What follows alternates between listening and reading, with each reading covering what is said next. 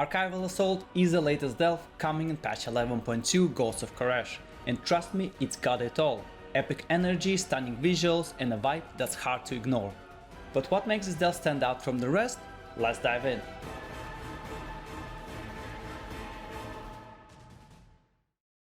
The first thing that players will notice when entering the new delve is that it doesn't have that fluid entrance like other delves do. Instead, we enter a portal and get teleported inside the instance located somewhere else. Long-time players might recognize the environment. Yes, this is the Azure Vault from Dragonflight. It used to be a dungeon and now we have a delve version of it. One of the coolest things about this delve is its gimmick, a new extra action button. Unlike the annoying underwater breathing gimmick in the sinkhole, this one actually feels fun. Upon use, you dash forward, dealing moderate AU damage and receiving 75% damage reduction for a few seconds. It might sound underwhelming at first, especially with a 1-minute cooldown. However, I've noticed that after defeating a pack of mobs, a small energy orb often spawns, and picking it up instantly resets the extra action button. So yeah, you're using it all the time. I've also looked at the damage breakdown on one of my runs, and the face cutter, which is by the way how the ability is called, was contributing on average 25% of my damage. So don't sleep on it, as it can significantly speed up your delve runtime. But here's the kicker, it's not just for combat, more on that later on. Once inside the main chamber, you're greeted with one of the most visually stunning areas in the game. The reuse of Azure Vault pays off beautifully here, with its massive open space, vertical traversal via way gates, and a central core beam that anchors the entire environment. I definitely think Blizzard should utilize older content where possible, especially if we can connect iconic places with newer stories, lore, and dungeons in a fun and a casual way. There are 4 different versions of Archival Assault, all around 10 to 15 minutes long, but it really didn't feel that long. That sense of openness really adds a lot, makes it feel more immersive and less like you're just ticking off boxes while progressing the delve.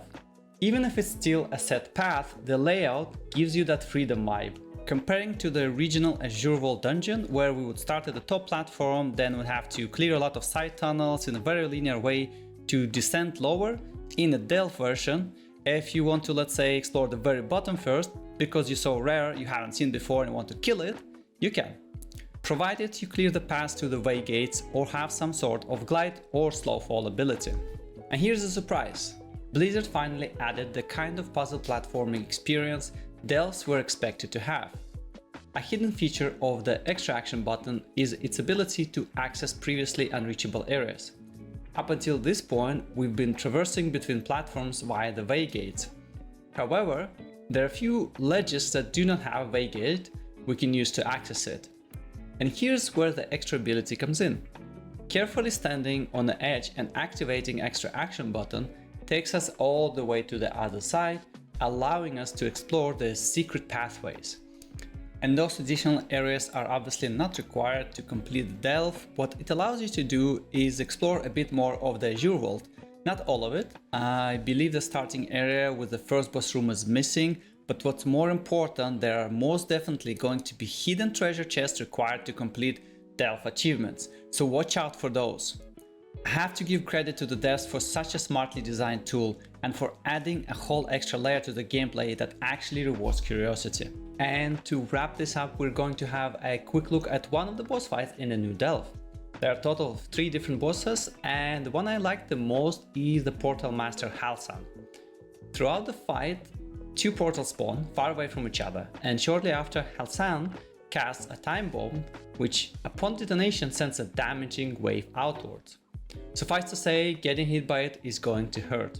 So the intended way to deal with the mechanic is to move in close to the furthest portal from the time bomb, and once the wave starts expanding, take the portal to safety. After you take the portals, the boss casts Implosion that deals damage around those portals, so save up a movement ability and get away from them fast. Of course, some classes might be able to cheese the wave, but that's something you can figure out on your own. And that's it. After that, it's rinse and repeat. I really like this fight. Blizzard haven't ever done it, but also kept the fight interesting, and I'm sure a lot of solo players will enjoy it. All in all, Archival Assault feels like a solid step forward. Visually stunning, mechanically interesting, and not bogged down by frustrating objectives. It's a great addition to the Delve lineup. Let me know what you think, and thank you for watching. Have a great day, and I'll see you next one.